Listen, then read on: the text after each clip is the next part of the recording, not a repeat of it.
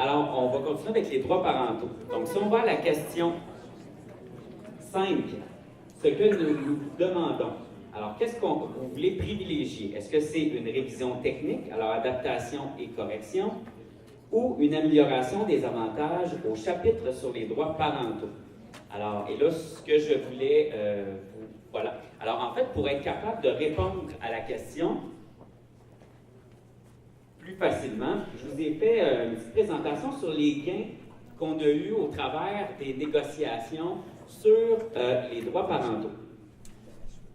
Donc, en fait, ça a débuté, 1968 à 1975. À ce moment-là, c'était un congé sans solde indéterminé. Alors, et souvent, on a vu des enseignants qui prenaient un congé sans solde et parce qu'il n'y avait aucun revenu, devaient retirer leur fonds de pension pour justement avoir des sous là, pour être capable de vivre pendant ce congé sans solde-là qui est indéterminé. Là. Donc, alors, ensuite, à partir de 1972, c'est là que sont apparues les prestations d'assurance-emploi pour la maternité.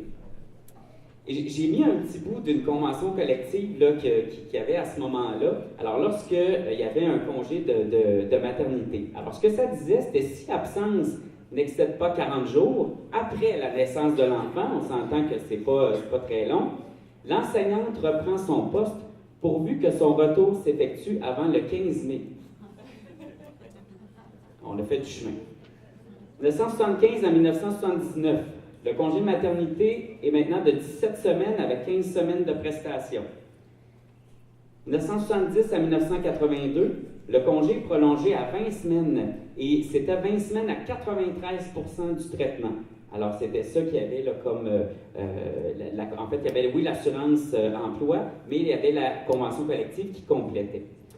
Et aussi sont apparus le cumul de l'ancienneté de l'expérience et cumul aussi des journées de maladie.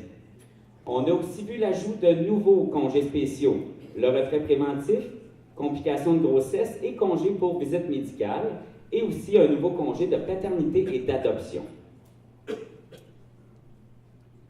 Ensuite, 1982 à 2005, il n'y a pas eu de changement majeur. En fait, ce qu'on a vu, c'est la prolongation là, du congé qu'on pouvait prendre là, de 6 mois à 1 an.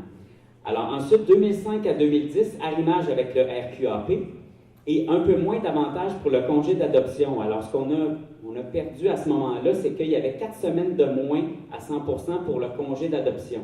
Alors, donc, je ne me trompe pas, avant c'était 10 semaines à 100%, maintenant c'est 6 semaines à 100%.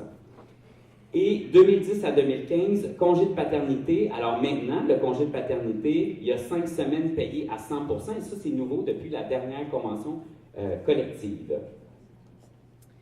Donc, les droits parentaux, ça ne date pas de si longtemps. Hein. Lorsqu'on fait l'historique, on s'aperçoit qu'on est parti de presque rien à quand même, on a beaucoup, rien en fait, oui.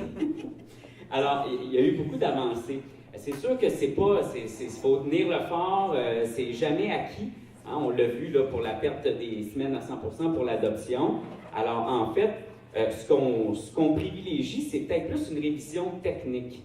Alors, exemple, je vais vous donner un exemple technique, c'est qu'on ne peut pas prendre le report de vacances. Là, je ne suis pas un expert en RQAP et congé de maternité, mais ce qu'on m'a dit, c'est qu'on doit absolument le mettre après le 21 semaines de congé de maternité, le report de vacances de 4 semaines. Et ce qu'on pourrait peut-être demander, c'est de dire, est-ce qu'on peut le placer plus loin?